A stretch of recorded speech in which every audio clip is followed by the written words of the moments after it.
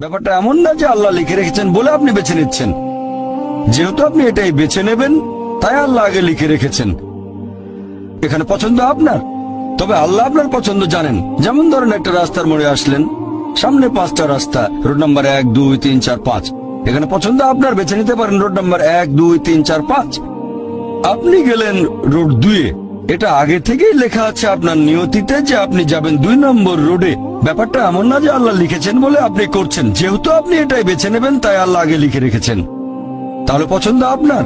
আপনি চাইলে টাকা উপার্জন করতে পারেন ভালো কাজের মাধ্যমে, হালাল উপায়ে, অথবা পারেন চুরি করে হারাম উপায়ে। পছন্দ আপনার।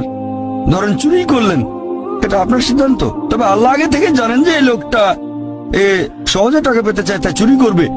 তাই আল্লাহ আগে লিখে রেখেছেন যে এই লোকটা 25 বছর বয়সে চুরি করবে। এখানে দোষটা কার? দোষ আসলে আপনার। তবে আল্লাহর আছে ইলমে গায়েব, তাই তিনি আগেই লিখে রেখেছেন।